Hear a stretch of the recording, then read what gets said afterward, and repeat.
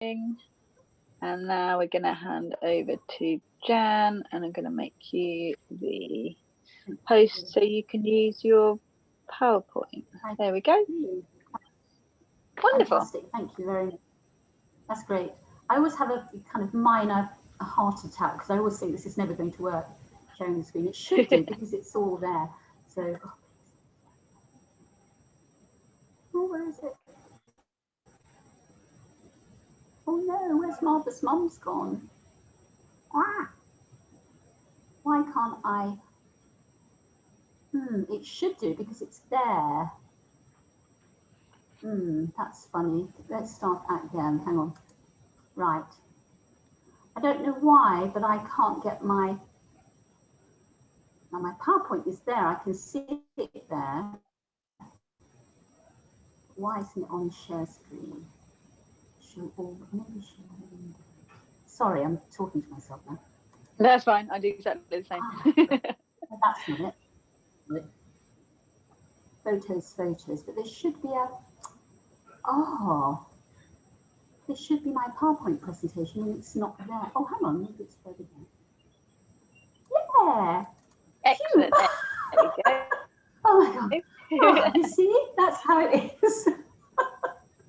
Okay, from the beginning. So here we go. So this has been requested about teething. And as I said, this is just very short, actually, not that many slides on this month's topic at all. Because, you know, generally speaking, you have to kind of find your way through teething. It happens to all babies and it's a long process. Usually, even though I did check the NHS website actually, and it says begins at 6 months. Well, we all know that's not true, don't we? It tends to begin at about 4 months, and those early signs, you know, are kind of pretty unmistakable, really, especially if you kind of know what you're looking for. So yeah, so it is a long process because those teeth appear in sequence. They start usually, though not always, but usually they begin with the two lower central incisors, followed by the two upper central incisors, and these little teeth at the front here, lower and upper, and then they do the ones either side of those, and so it goes on. And you might think of teething as just being a thing of, you know, that babies have. Well, in fact, no, you know, teething young children as well, you know, even into the 3rd year sometimes. So, you know, it is a matter of just kind of thinking you've got to suck this up really and trying to deal with it as best you can. And not all babies suffer, you know, that's the other thing. They don't, you know, they may show all the outward signs of teething, like, you know, well, I'm going to put it up in a minute, but, you know, extra dribbling and, you know, red cheek, you know, all of that stuff, but not necessarily kind of suffering really, but some do. In fact, most will show some kinds of discomfort. So what I've done is I've just listed some of them. So, you know, this is the obvious one, isn't it? The baby is dribbling more than usual, and not just dribble, but drool very often. So much so that very often mums get, parents, I should say, get, you know, some kind of dribble bib, you know. And I always wonder, you know, as soon as I see a baby, like for example, if I'm doing a home consultation or something, or I'm at a support group, you know, the baby's wearing a bib and is, you know, 3 months, a bit more, coming on to 4 months, I think, yes, this baby is definitely teething, because they tend to be very wet, you know, all the time from their chin, you know, usually all the way down to their chest as well. So yeah. Okay, so one cheek is flushed, and maybe it can be both cheeks, you know, but that's quite an obvious one, you know, especially, you know, when it's one cheek, I think, yeah, something's really happening here. And the baby is really starting to gnaw and to chew, which can be a little bit of a funny message to mums, because a lot of mums will think that, you know, the baby is feeding. Well, you know, not necessarily, but I'm going to talk about that a little bit later on. But gnawing and chewing, you know, gnawing and chewing. And that's the difference between feeding cues, because feeding cues tend to be sucking, you know, but these signs of teething or, you know, gum discomfort tend to be chomping, more of a chomping action with that lower jaw, rather than a sucky thing. And it's more fretful than usual, and the baby or even young child tends to be more wakeful than usual overnight. And this is not the time to think of some kind of sleep training. Well, in my book, it's never the right time to do some kind of sleep training, actually. But you must choose where you go with that. But I would say when a baby's teething and teething hard, you know, do expect for your baby, when your baby goes from deep sleep into light sleep, to wake up with some kind of gum discomfort, because that's generally speaking what happens. You know, little things, you know, do feel that sensation that they don't like the feel of. Remembering that these little people, you know, your little babies there, you know, even if they're growing to bigger babies, you know, they've never met these sensations before, and it must be, you know, really quite sort of, you know, yet another new thing for your child to take on, you know, this feeling of discomfort, when all the time as a mum, you know, as a family, you've made sure that your baby never ever has to meet discomfort, because that's what you do when you're a mum. You know, what can you do about this discomfort or even pain that they're feeling in their gum? So yeah, night waking is normal, and I would even go as far to say expect night waking, and maybe it won't happen, but usually it does. Okay. Nappy rash, yes, a nappy rash, when maybe your baby's never had a nappy rash before, and you feel very proud of your baby never ever having nappy rashes. Quite often they will suddenly get nappy rashes, and you may find that your baby's wee is smelly, you know, a bit more smelly than usual. That, you know, that kind of real sort of ammoniac kind of smell to it as well, and will look strong. It will look more yellow in the nappy as well, and the baby might seem to be a little unwell. And it's thought that when babies do go through teething and they really are in the absolute throes of it, their resistance drops a little bit. So, you know, so they can feel just a little bit grouchy, you know, and actually verging on what we call subclinical. In other words, there's nothing clinically appearing to be, you know, ill about them, but they're just under par. They just feel unwell. Okay, so all of that stuff can happen. So it's not simply my baby's got a sore gum, the end.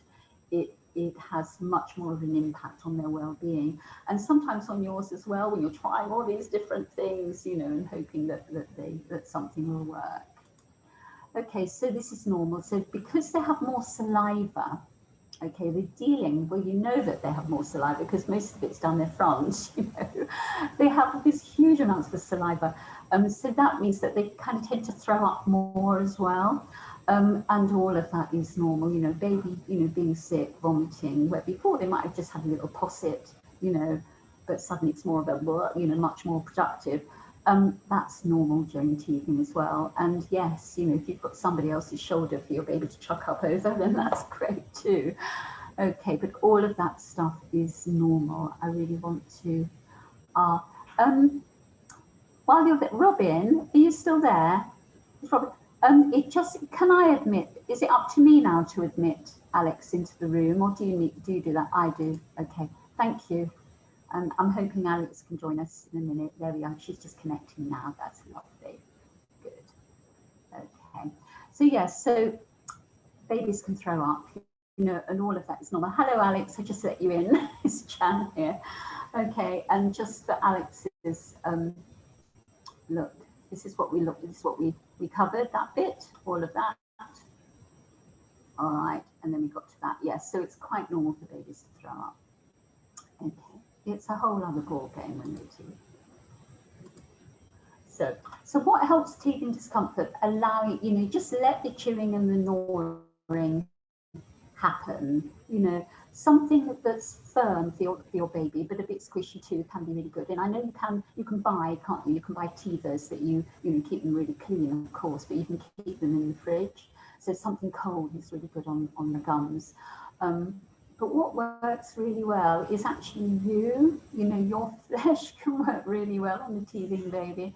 And the bit, I don't know if you can see, but maybe you found it already, the side of your finger to your baby to chomp on can be really nice, because it is sort of givey, but it's firm as well. Yeah. And even your shoulder, quite often, you know, you think, oh goodness me, it looks like I'm you've got like massive loads of, love bites on my shoulder, it's actually your baby. Or actually all my babies, I did put chin down there because all three of my babies really loved my chin. It's a wonder I'm not one of these witches, with a witchy look with a wart on the end of my chin, the way that all my babies clamped onto my chin when they were teething. They liked it, so just let them get on with it. The old gum rub, not too hard, but quite firm but gentle, if you know what I mean. So you're not pressing, but it's quite a firm pressure, but with some gentleness or whatever. If your baby likes it, you'll know if your baby likes it. But a good old gum rub can do really, work, wonders, along with your loving presence and talking to your baby, explaining what you're doing, telling your baby that it's not a very nice time at the moment, And obviously I'm talking about little babies here. I'm not talking about 2-year-olds because they'd probably bite your hand off if you did that, wouldn't they? But yes, so, I'm talking about babies when they start to really start this teething process. Yeah. So, teething gels, yes, she was a bit fed up, and that's because I've really looked into this quite a lot for you, and there's no research that really shows that any teething gel will work. Now, you might find anecdotally from talking to your friends maybe, or somebody else, or somebody you met online or something, that that they do work. Well, that's great, but what we know, I always have to work from an evidence base, is that there's no evidence, there's no published evidence, no published research to show that they really relieve pain. And what you have to remember when you become a parent is everybody wants your money. It sounds a bit harsh, doesn't it? And cynical, but it is true. And so yes, so just be aware of all that. However, and I know this for being a mum myself, that the flavour of that gel, and I'm thinking of the one that is the yellow one at the moment. I must admit, because that's the one I used to use. Could really take the baby's mind off things. Oh, that's interesting. Oh, I like the taste of that. That's interesting. Especially if they haven't begun to eat solid foods yet. So all they've ever known is you and your milk. Or if they're having formula, the formula milk. Other than that, they've had no other flavours. And so actually teething gels, could actually take their mind off. It's a bit like if your baby has to have a procedure. I'm thinking particularly of a tongue release. I know that at Norfolk and Norwich, well, before COVID, they tend not to do this at the moment actually, but at the Norfolk and Norwich Hospital, where they have the tongue tie clinic, they normally use glucose water on the baby's gums. Okay, and that's because it's sweet, and it's because the baby thinks, cool, that's nice. They just put a little bit, not on the gums actually, sorry, but on the lips. And it's simply not because it will really take pain away, but it will make the baby think that life isn't so bad at the moment. It will help to relax the baby and take the mind off things. So teething gels can be interesting for babies, but try not to think, if I buy this tube, it's going to take away all that pain, because it probably won't. But it could be that your baby, enjoys, being taken away from the pain a bit. So I got this from the NHS website. Paracetamol, ibuprofen for teething. Okay, you can give them a sugar-free medicine if you really want to. Never ever introduce any aspirin, but I know that you know that because you're all really good parents. You always read the instructions, and of course do talk to a pharmacist, or good luck if you can get through to your GP if you have any doubts at all. But actually, the NHS website isn't bad. It's not bad really, and it does give some really good information. Somebody else coming in. Okay, so just be aware of that. So, homeopathic and herbal remedies, and I absolutely have to state this, just because it's herbal or homeopathic, it doesn't necessarily mean it's safe. Okay, just because it's homeopathic or herbal doesn't necessarily mean it's safe. So really, you know, again, do use things very, very wisely. You know, do your own research. You know, herbals are powerful. You know, they're powerful, powerful things, aren't they? And I'm always reminded of this because in oh gosh, you know, before I had my children, so you know, I was quite young when I had my first kids. So years and years ago now, when I lived way out in the sticks on the marshes, that sounds interesting, doesn't it? In our garden, we had a patch of valerian, you know, the common name for that is stinkweed, by the way, and that's because it really does smell like poo. It's really horrible. Our cat used to love rolling around in it. But when I used to look at that, I used to think, because I was very interested in herbal things at that time, I used to think, wow, that's amazing, isn't it? Because what we know about valerian is that Valium is made from a derivative of valerian. So, you know, so all strong drugs, generally speaking, have their basis in herbals, okay, very, very often. So they are quite powerful. So, you know, do have a think about what you're using, and I know you would. Okay, and this is the last slide. As I said, I've only got a few for you this week. But, you know, what about breastfeeding? What does this mean about, you know, with breastfeeding? How am I going to manage to breastfeed my baby who may be biting me when my baby's teething?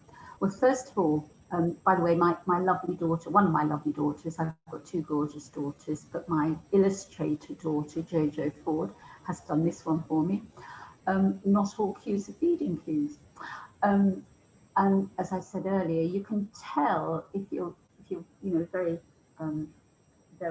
clued in to what's going on with your baby, if it's a feeding cue or if it's like, oh, my gums are really, you know, I don't like that feeling in my gums today.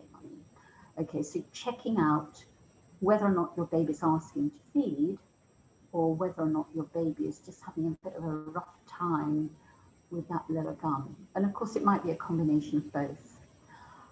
So that's the thing about telling the difference, okay? Be vigilant. And this is because babies can really give you a nip, okay? Now, those nips, they don't mean to, you know, they're not trying to be horrible to you or anything. And this is even before the teeth come in, they can give you a bit of a nip because those gums get really, really firm. Be absolutely as sure as anybody can be that your baby's asking for a feed before you latch your baby on. Because if it's a plea for a bit of a gum rub, you know, I'm having a terrible time with my gum, mum, today, and I just want to bite down on something. I want something firm on my gum, please. It's going to happen usually at the beginning of that feed. They tend to go before they go on. So another thing that they can do is they can do it at the end of the feed as well. So it could be that it was a feeding cue when your baby first went to your breast. So there they are, feeding really, really nicely. And then the mum will suddenly have a bit of a shriek, oh, and because it can give you a bit of a shock if it's happened to you, you'll know. Towards the end of the feed, that's when quite deliberately all babies, whether or not they're teething, will bring the mum's nipple further forward in their mouths because they're no longer so interested in milk. They just want to say, oh, this is lovely and I really like being here and I love my mum. But when they brought the mum's nipple further forward, that's when you can feel the full force of the gum, that lower gum connecting with the upper gum as well, with your nipple between, you know, and that can really give you a bit of a shock. Okay, so be vigilant, making sure that you can be, you know, as sure as you can be. You know, it's a bit of a tall order, but, you know, just have a really good think about, well, when did my baby last feed? And is he actually sucking, cueing to feed, or is he chomping? You know, have to think about those things. And if you think, yeah, okay, you are hungry, so you put your baby on a cue, that's okay. Be vigilant towards the end of the feed when your baby begins to start to bring the nipple further forward in the mouth, because that's when you can really clamp down. And that can be really painful and give you a bit of a shock. So yes, but the thing about the baby who is feeding with a deep latch, a deep attachment rather than a shallow attachment, and remember it's the shallow attachment, you know, that I'm talking about when the nipple's brought forward, But when the baby's feeding with a deep attachment and feeding actively, no damage is ever caused to your nipple when the baby's teething. It's not as though you're going to spend months and months and months having painful breast feeds because your baby's nipping you throughout the feed. It tends to happen either at the beginning of the feed or at the end of the feed when the baby brings the nipple further forward. Okay, a baby actively feeding with a deep latch doesn't happen. So please don't think that, because that's not the case at all. Okay, and I think, you know, that's all I want to kind of show you really, but you know, questions are welcome, and I have got some that, thanks Robin. Robin sent me over last night, or yesterday, but questions are welcome, but you know, we can talk about it, you know, we can have a think about this. But I'm going to have a look at, I'm going to stop the sharing there, and I'm going to share it again. I can do it. I'll see if I can get those nice.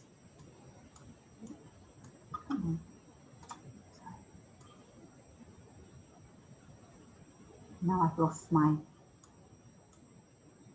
I've got one. No. Photos. Sorry. Hey, there you go. Gosh. Right. Okay. So these some of the questions. Okay. That actually isn't related to feeding. That one.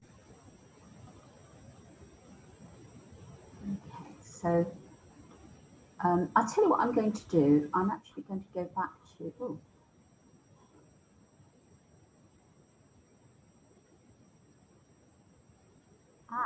I don't want to. Hang on. I'm going to stop the share. Sorry. Come back, everybody. Sorry about that. First of all, are there any questions that you have as a result of seeing that? I'm going to drink my coffee. Sorry.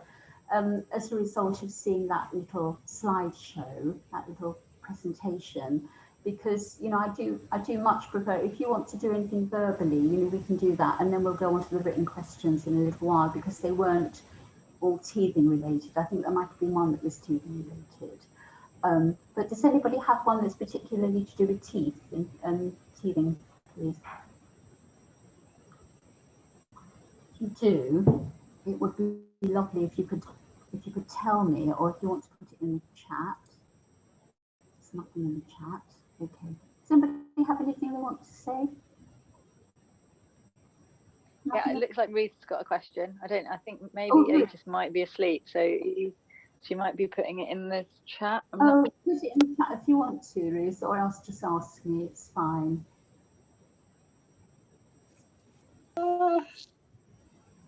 Hello. Can you hear me? Hello? Can hear you. Yeah, can you hear me? Yeah. Okay. I was wondering if, because you said babies can have more saliva, and my baby has been teething badly the last few months, and very much the last 2 weeks, and then he was really snotty and was coughing as well at night, and I thought he has a cold, but then I was told that could be because of teething as well. Yes, that's right. Yeah. When I said in the presentation that your baby might seem to be, you know, a little bit unwell, you know, it's because it's that the resistance is lower when they're teething, especially when they're really in the throes of teething. Yes, yeah, they can show all of those symptoms, and waking at night waking is really common, you know. Yeah. Really common. And that's why I said, you know, if you're thinking of doing any kind of, you know, sleep training, you know, if that's where you're at, I suggest wait. Don't do it while you're in the throes of teething, because it's just, you know, it's a really miserable time. But, so if you have that I mean, teething is going on for quite a long time, isn't it? I mean, how do you? Yeah. Because it's now. I wanted to move forward to get Otis to sleep in his own bed, because I'm co-sleeping at the moment, and he's just at the moment like waking up a lot and always wants a feed. I'm just not really hungry, you know, just this, you know, to comfort. But the teething will go on and on and on. So, I mean, Yeah, do you think do babies get used to that at some point, or they do? Because remember, when babies are teething, it's there are levels of teething. It's not all horrible. You know, that's the thing to remember. It's not all. You know, there's a variety in the pain that they feel. Okay, they can either have a really painful, you know, time of it, but then, you know, you'll find that, you know, over the next few days that actually, you know, they're still a bit whiny, a bit miserable, but it's that, you know, they've either got used to that sensation, so it's no surprise to them, or in fact the pain is less. So, you know, it's just good to be aware of that. So, and that's the thing about our children, you know, our babies and our children, as they grow, you never really know what they're going to throw at you next. You know, that's the thing to be aware of. But yes, so, you know, the thing about, you know, growing teeth is that it comes along with all kinds of other things as well. How old is Otis now, Ruth? He's 7 months and 3 weeks, I think. Yeah. So at that age, also what's going on for Otis is, and this is, you know, very relevant to what you're talking about, is the beginning of separation anxiety. Yeah. And very often this is the time when mums think about, you know, it's time to go back to work and things like that. And it can be a really, you know, not a great time to actually try to do anything that kind of involves you, you know, leaving your baby, really. So it's or another way of doing it would be to, you know, if you are thinking, well, these night wakings are getting really, you know, too much to cope with, is to ask for some support from your partner. You know, that's another way of doing it. But the thing is that, you know, babies are babies, and you know, the thing about baby animals, and that's all we are after all, we're just animals, is, you know, a cry is usually a distress call, you know, to its mother, sadly, you know, but that's just what it is, you know. So it can be a really, really tough time, but people have got through it. And actually, I just looked at Janine's baby there. Hello, Janine. You've got a gorgeous little one as well. And that your baby looks so, she's well in the throes of teething. I can see the cheeks. Oh, little cheeks there. Sweet. Yeah. Oh, look at you. Perfect. That's what I was going to ask, because she's got watery eyes as well. Yes, I saw. Yes, Janine, thank you. Yes. And she's just loads of snot, so I didn't know whether it was a cold, and coughing as well, but I didn't know if it was. But she's 5 months, so do you think it is teething? So well on the way to teething. Well on the way to teething. They usually begin by about 4 months. You know, it does say. I mean, it says, as I said earlier. I don't know if you were connected then, but it said. I said earlier that when I looked on the NHS website, it said from 6 months. Well, as mothers, we know that that's just not. It's just not the case. You know, it's usually at about 4 months. And of course, all this is coinciding with a baby who's teething, plus a baby who's very distracted because they suddenly want to start going on and off mum's breast and having a look at everything. Well, you know, during lockdown, particularly, that isn't quite so much as of a problem. But when you start to emerge from your home and start to go other places, you know, you might well notice that, you know, you need to have a really quiet space to feed your lovely baby in, because they're just so distracted. But yes, so the eyes water, snotty nose, all of that, chucking up, you know, throwing up, you know, being sick, you know, a good old vomit, you know, not just a little posset, you know, but a kind of real, you know, full throttle one. that can work, that can happen as well, because they're making all of this saliva, and it, you know.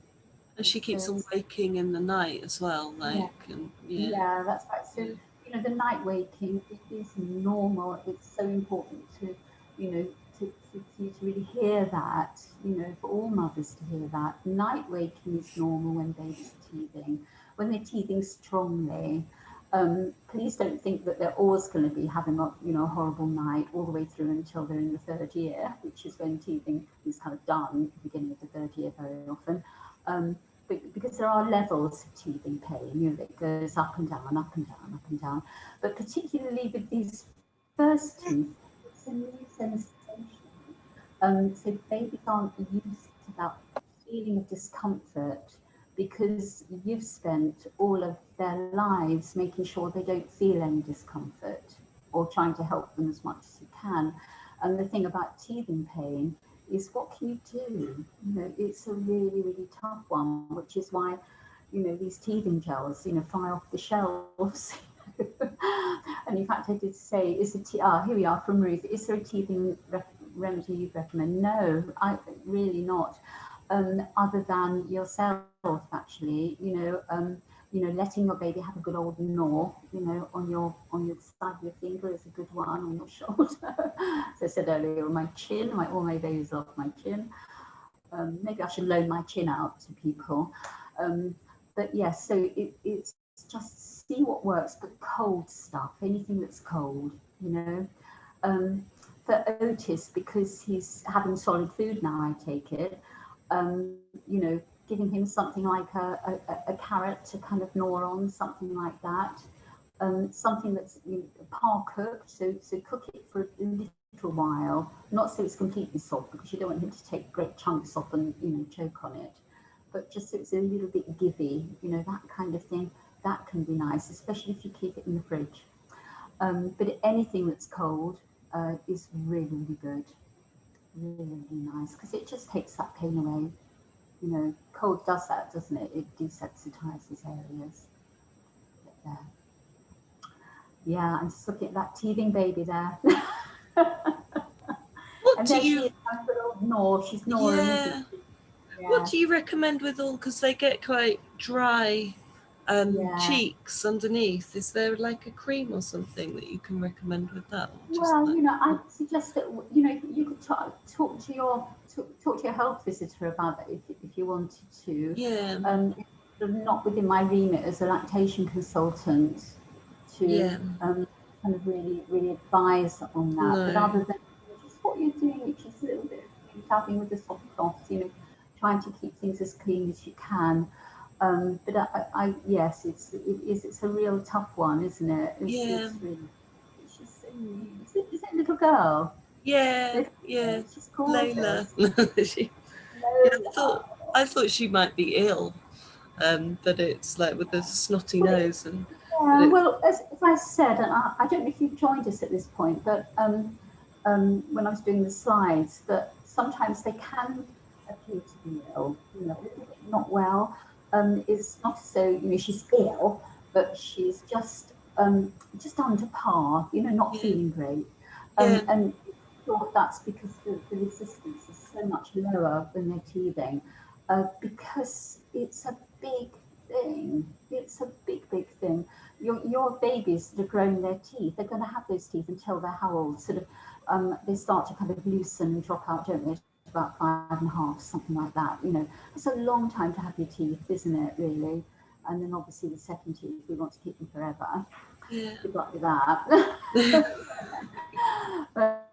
So it's all of that, you know, just kind of being vigilant about, you know, what she seems to be asking for, really. Also, I just remember, because Robin told me about this thing here. I don't know what it's called, but I ordered it online, and you can put frozen breast milk in it. That you keep in the fridge? Yeah, you can put, I normally put fruits in there, but you could also put frozen breast milk in there, or maybe frozen berries or something, and it's really good to chew on or to bite and suck. Yeah, I don't know, Robin, what they're called. Yeah, that's a nice idea. So it's kind of like, that's a kind of breast milk lollipop, isn't it? Idea, really. Yeah, that's a really nice idea. I like the sound of that. Yeah, that's a good one. But you know, that's the thing about being mums, isn't it? You know, you just try everything, you know, and just see what works for you. And some things you think, well, yeah, I don't know about that one. I don't really like the thought of that, or I don't really like that. And other things you might think, yeah, okay, I might just give that a go and see how it feels, you know. There. I think what I might do is see if I can go back to those questions that I found earlier. Hello. There we are. Oh, isn't it always the way? Never mind. Ah, there we go. Here we go. So, questions. This is from Sarah. And, oh, is Sarah with us, actually? I don't know if Sarah's here. Okay, but she's going to have the recording, isn't she? Okay, so not able to poo every day. Okay, so this is important to talk about because this little bit, Alex's little baby is yes, it is Alex. It's Alex's baby. Is that right? Is Alex the mummy? Yes. Okay. Sorry. Not able to poo every day. What's normal for breastfed babies and how to help him with wind and colic. Baby's very windy. Could this be only bed latching technique? Is he following? Swallows a lot of air. So the thing about poo is that we kind of expect babies to do at least 2 poos a day for the first 6 weeks.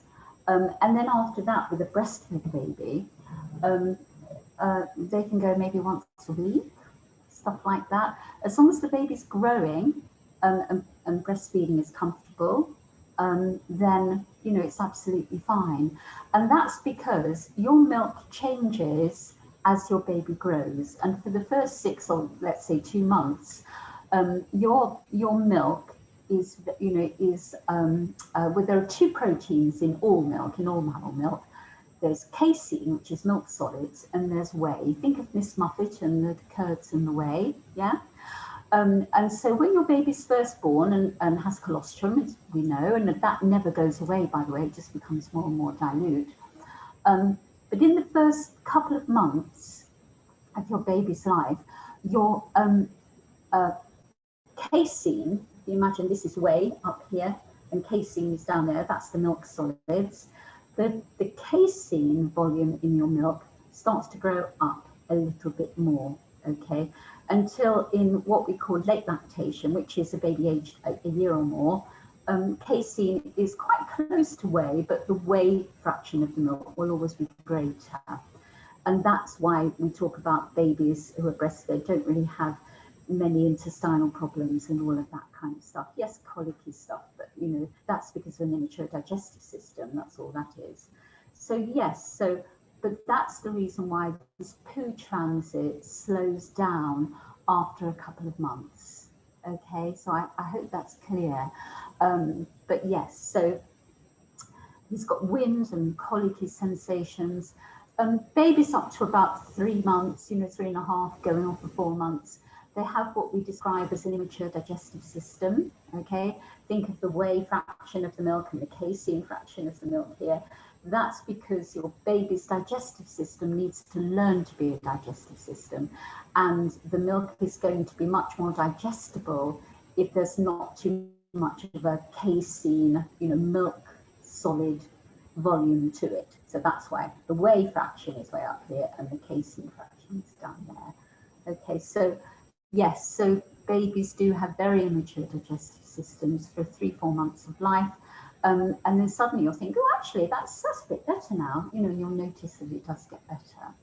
But yes, latching, you know, when a baby has a shallow latch, then yes, it can mean that they do break the suction quite often when they feed, and then that can introduce more air into the tummy. But yes. So yeah, so if you think he does swallow a lot of air, then maybe try other positions. But always when a baby latches on, the important thing is that the head tilts back, the mouth opens wide, and then the baby attaches to the mum's breast. I've got Dolly here, hang on. Some tricks. Oh, and I've got a boob as well somewhere on here. There's a boob, oh, I've got a boob. It looks a bit realistic. And this is a baby. Sorry, it's not, it's a doll. I should clarify that, not a real one. So there, so whether you're positioning your baby, you know, in a cross cradle position, in a cradle position, whether you're doing laid back nursing like that, or whether you're side lying, which is what Alex is talking about, the key to it all is that the baby's head tilts back. That then enables the jaw to relax and open the mouth fully before you bring your baby on. So when your baby's attached, that lower lip covers your breast well, and there's a big space under your baby's nose, okay?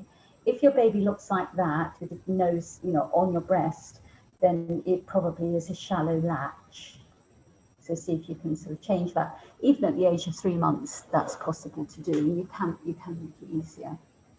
Okay, so I hope that's okay, that one.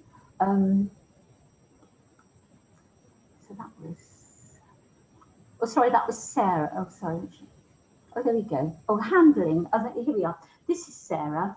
How to handle biting when the baby's teething. Well, we talked about that a little bit, which is about, you know, being vigilant and just thinking to yourself, is my baby needing to feed now, or is my baby just wanting me to kind of, you know, put something nice on their gums? You know, we talked about nice things that you can do there.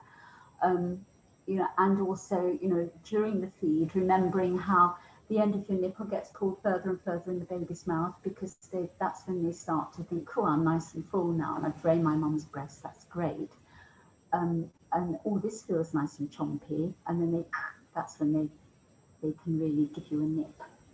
So be vigilant, really, and maybe don't, you know, just be aware that your baby's usual lovely comfort sucking might turn into something that's a bit sharper on your nipple. So maybe take your baby off after a little bit less comfort sucking. How to wean when going back to work, that is a whole big subject, isn't it? And in fact, I tell you what, it's Sarah, is it? It's Sarah. I did actually do a talk about going back to work when we first started doing this, didn't I, Robin? Have you got that presentation? Did you record that? Lovely, thank you. And so maybe that could be sent to Sarah if Sarah wasn't here that week, that month. But yes, so weaning when going back to work, this is a whole big subject. I don't really know if I can go into it here actually, Sarah. But it is about, you know, planning, you know, lots of planning, you know, and you know, having a time when you know that you're going back to work, when this big day is that you're going to be saying goodbye to your baby, and putting things in place, get your ducks in a row, as we say. So it's not going to be suddenly, baby's got to have bottles now, or a cup, for example. And that's the thing about mum's going back to work, especially if your baby's older, you know, heading towards a year, maybe is a year. There's no need for your baby to have a bottle. A baby can have a cup, for example. And some babies will not take milk from anywhere else. They only ever want their milk from their mum, you know, from their mum's breast. That's all they've ever known, and why should they change? But yes, I'd really like you to see that presentation that I did, Sarah, because I think it might be helpful. If you want to get in touch with me when we say goodbye here, if you want to drop me an email or something, we might be able to talk about it. Or if you want me to see you privately, you know, we can talk about it, you know, face to face in your home if you prefer that too. But you know, just I'd say, you know, lots of planning. Know when you're going to go back to work. Have a think about how your baby will be, how old your baby will be, and you know, just plan accordingly. Most babies will, not most, I'll rephrase that. Some babies prefer to just wait. You know, they'll just wait until mum comes back from work, and then they'll launch themselves at mum and get attached. And they also do this thing called reverse cycling. We call it reverse cycling, when maybe you know, the baby's, you know, not doing much in the way of feeding anymore during the day, or even overnight, but they suddenly will almost feel as though they're going backwards, and they'll just make the best of it when you're there, and they will start to want to feed more at night, for example. But it's not forever. It doesn't go on and on and on. It's just while your baby's, your child, is finding its kind of, you know, its new normal. Okay, new normal. God, that's really coming to the vocabulary, hasn't it? But I hope that's helpful. But do just let me know, you know, if you want to drop me an email or something, Sarah, you're very welcome to do that. There we are. Oh, here we go. This question is from Annie. My daughter feeds a lot at night, and I feel that it's because... Sorry, Jan, I think Ruth wanted to say something. Oh, Ruth, sorry, where are you, Ruth? Are you there, Ruth? What's going on? Are you there, Ruth? Hello, sorry, your hand's up, Ruth. Hello, Ruth. Yeah, sorry, I can just send you an email because, yeah, maybe there are other questions about this topic, and I wanted to ask something as well about going to work. I've watched the recording, but yeah, I'm self-employed and I have different working times. So yeah, that's fine. Okay. Some things are just so big that we can't really cover everything in an email or in a text or something, you know, but we can try. Yeah. Okay. Just send you an email. All right? Yeah. All right then. So I'm just going to talk about this one. My daughter feeds a lot at night. 7.5 months, separation anxiety. That is the classic time when babies really need their mums, you know, they really do. And I feel it's because she's at that stage where she's too busy. Oh, this is classic, isn't it? Too busy to feed during the day, so topping up with milk at night. We're having problems with weaning, causing constipation, so she isn't getting much in the way of solids at the minute, but she's also very unsettled at night from all the feeding.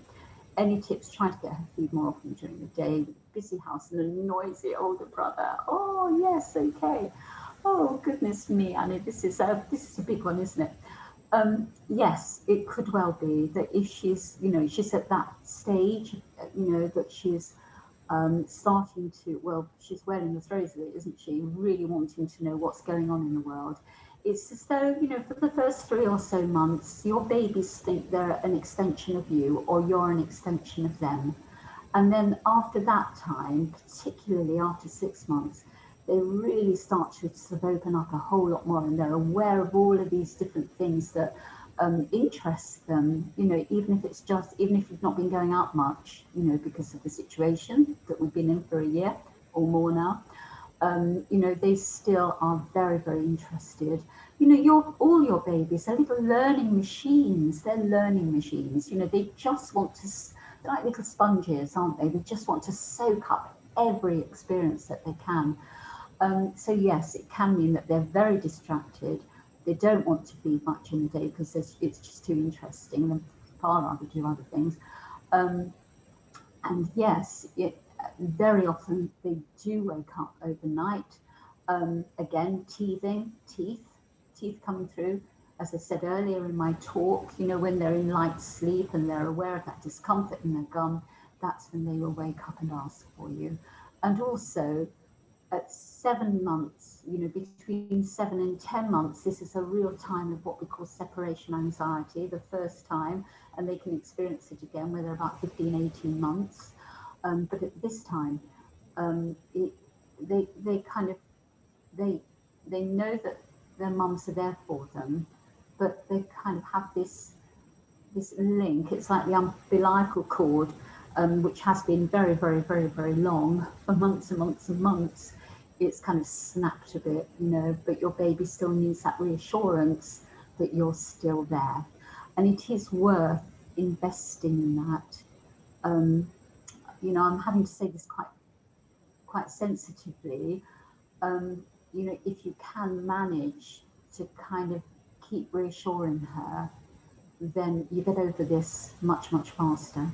Because otherwise, if you try to think of, you know, sleep training techniques and things like that, you know, it's quite a sad process anyway. But also you really, you know, need to. It's about reassurance for babies that they've been heard and that they're cared for.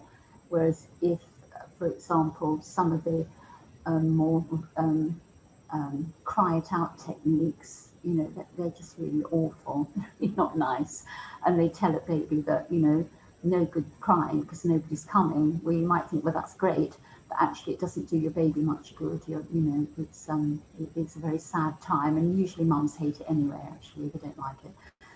Oh gosh, this is so hard, this one, really.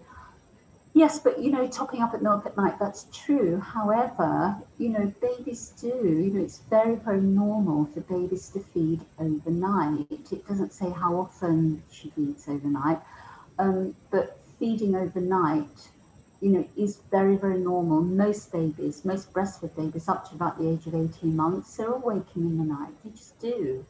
You know, not always, but not all of them, but an awful lot of them are still waking up. And that's the norm. And why is it the norm? It's because it's the human condition. It's the way we are. The thing is, when you look at mums and babies sleeping globally, particularly if you look into tribal communities, I suppose, and certainly in Japan, it happens there as well. I know that for a fact. That, you know, mums and babies sleep together. And so it's not such a big issue, you know, because of the way that we live our lives, it doesn't do us any favors sometimes, you know, it doesn't. But anyway, but I, you know, my heart goes out to you. And yes, I mean, when I was a mum, you know, young mum having my kids, of course, that was years and years ago for me. For goodness sake, look at me, I'm a grandmother. But of course, we all remember that, and how, you know, how frustrating it is. And especially when you're trying to get your baby to accept more foods, you know, all of that stuff, it can be really hard. And as far as solids go, it could be that you, rather than you trying to give her something on a spoon, it could be that, you know, she'd be better off having some kind of smorgasbord, you know, having just a variety of anything that you're eating, really, making sure it's not seasoned in any way. And just having food around, really, trying not to make it meals, just having, you know, having bits of food around, you know, obviously supervised. So I really hope, I don't know how helpful that is really. But feed more during the day, it is a tough one. Making everything as dim and as boring as possible is usually worth a go. So making everything really calm, as much as you can with a noisy older brother around, as you say, very quiet, you know, draw the curtains, maybe go up to your bedroom if you can, you know, things like that, to make things as dull and boring as possible, just so she'll feed more. But she probably will still feed overnight anyway, because they tend to.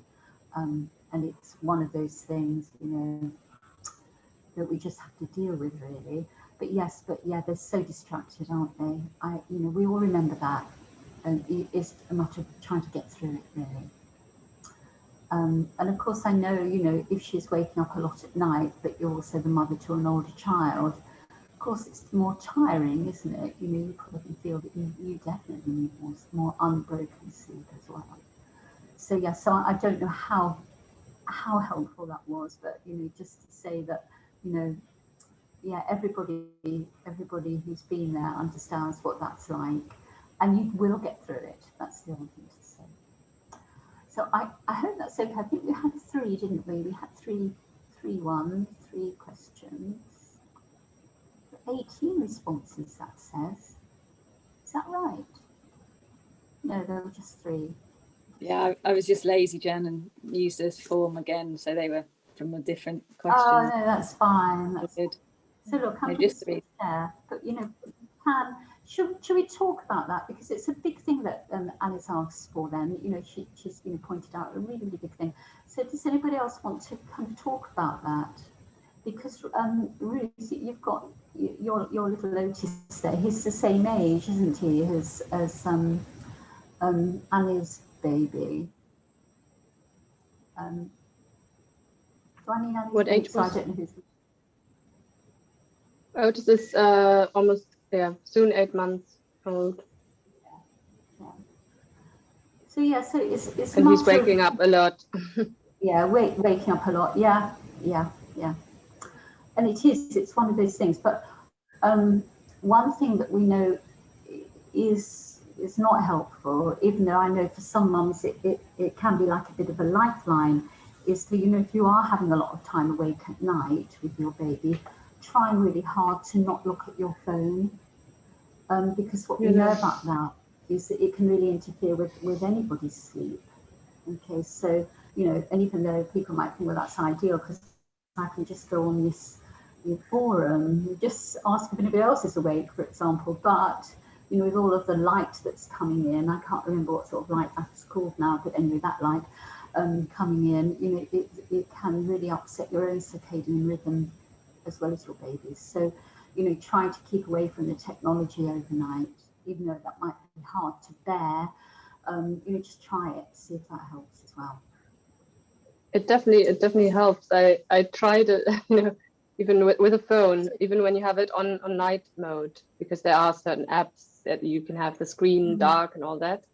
But it's just also if you look at lots of different pictures or messages, I think it's just the input of information at a really late time when you actually want to wind down. Yeah.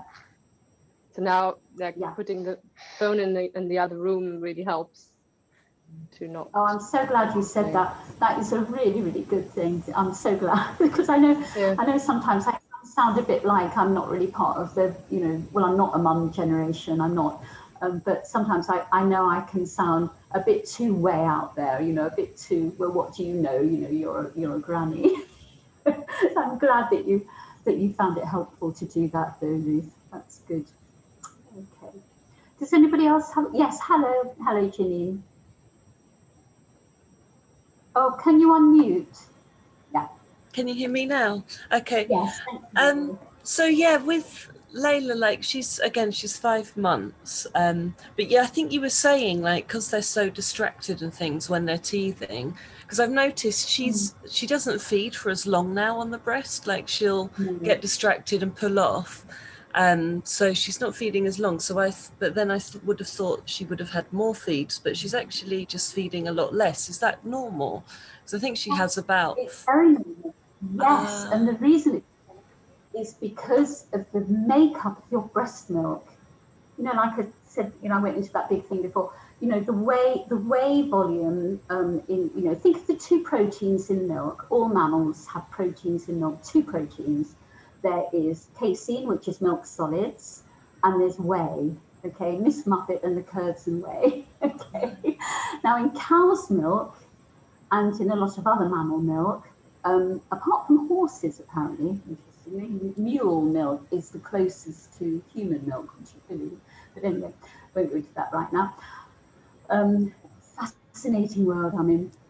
But there, so human milk, as opposed to cow's milk and other mammal milk, a lot of other mammal milk, has mostly whey. It's mostly the whey protein, W-H-E-Y, whey. And the casein volume is down here. Yeah, so there's the casein. Sorry, there's the whey and there's the casein. So that's how it looks at birth, okay? And then as your baby gets older, so the whey will always stay up there. The casein starts to lift in your baby's milk, yeah? In your milk, I should say, yeah? And so that's the reason why your baby, rather than needing to feed and feed and feed more and more and more and more to get her, you know, the right volume of milk in her to keep her growing, that's the reason that she appears to be feeding less, because the protein casein in your milk stays in her tummy for longer. Oh, okay. Yeah. Enough energy and enough everything to enable her to grow. It's just that, especially in those first 3 months, when the digestive system is so immature, it really is, and certainly in the first 6-8 weeks, you know, that's when your baby's probably pooing for England, you know, just the whole time, you know, coming through. Oh, there's another one. All those punamis, you know, coming out. And that's because their digestive system was very, very, very immature, and it really needed to learn how to be a digestive system. So what better than milk that just goes in one end and goes whoosh, comes out the other end really, really quickly.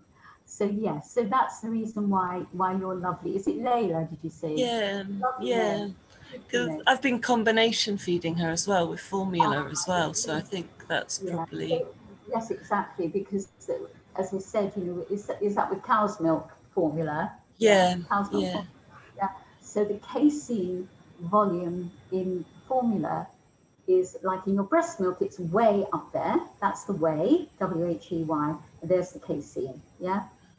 In formula, it's the other way around, yeah? Right. And that's what a lot of mothers, a lot of people actually like to give formula because the baby doesn't feed so often. Oh, I see, yeah.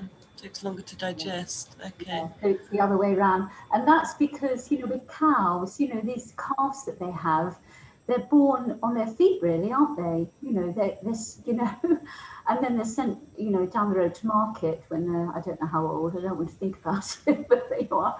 But they need those baby cows to grow, or baby, you know, calves. They need the calves to grow very, very quickly. And so the cow's milk is made for calves to grow quickly.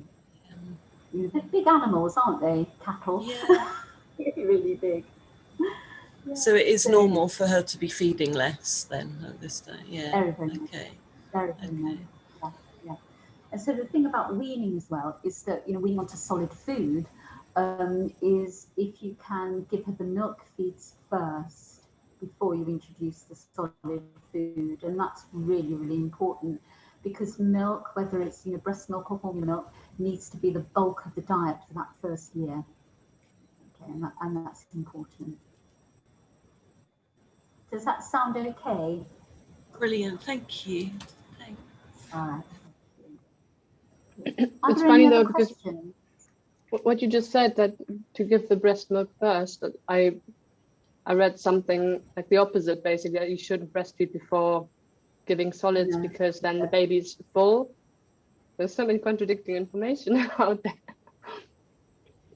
Well, So you know, in the world that I'm in, we absolutely know that the most important part of your baby's diet for the first year is your milk or formula. That's the most important part of the diet, okay? Because it's, you know, with breast milk, it's perfect for your baby's age. Whatever age your baby is, your breast milk is perfect for your baby. And so that's why, and that's the thing about introducing solid food. When you start to introduce solid food, don't expect your baby, well, some babies do immediately go, oh, yum, and, you know, stuff it all in and they love it. But actually most babies are a little bit suspicious, you know, they don't, you know, they might play with it a bit and half of it will come out anyway, or they end up in their hair or something, or in your hair. But it's just about tiny tastes, tiny textures. That's all we're talking about. And it's usually only when the baby's 9 or 10 months old that they start to have anything that resembles a meal very often. So it is about continuing to breastfeed and breastfeeding first, and then offering food. Okay. Good What some mums will do is sorry, if I could just carry on with that. What some mums will do is have like a solid sandwich, which is, you know, they'll feed the baby, and then they'll give offer some solid food, and then they'll finish it off with a breastfeed as well. There's no hurry. You know, your baby is going to grow into a young child, and then into an older child. You know, a school kid. You know, and then a young teenager opening the fridge and saying, "There's never anything to eat in this house." You know, he's got years, years and years and years of getting that solid food in. But now for that first year, it's about giving your baby, you know, the most perfect digestive system that you can possibly give your baby. And so for that reason, that's why milk should really be the absolute basis of the diet for the first year. Okay. Is that all right? Does that sound okay?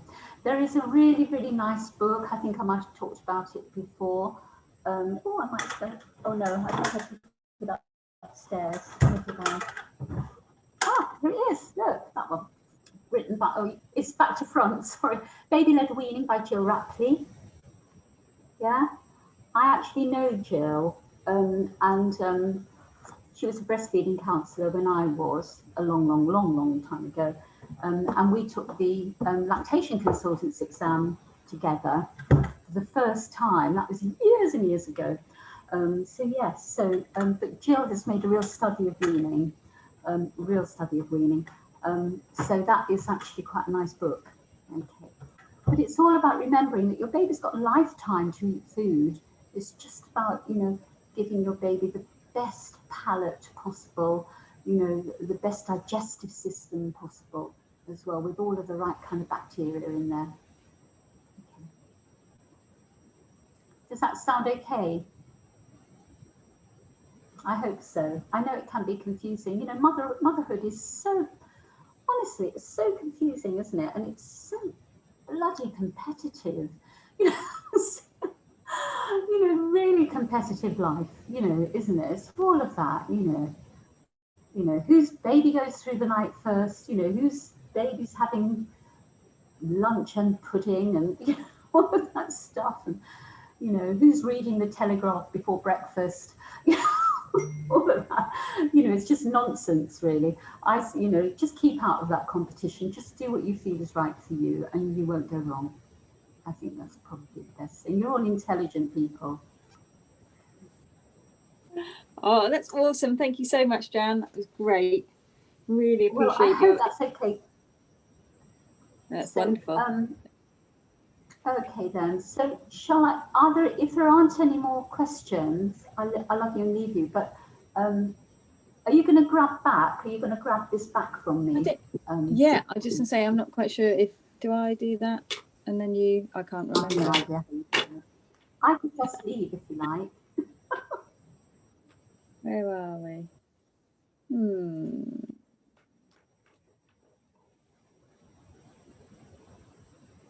I can't remember how to do it, Jan. Maybe do you have to give it back to me, or do I just steal it?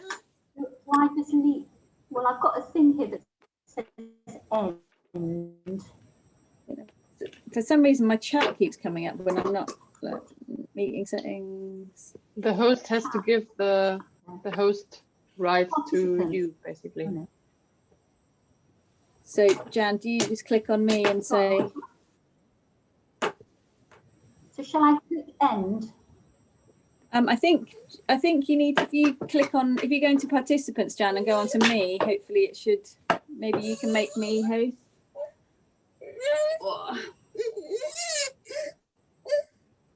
More. Make host. Oh yeah, there you go. Make host. Yes. I never even knew that was there. There you go. So thanks ever so much, Ruth. Yeah, that was awesome. We've done it. Me and Jan will sort out technical.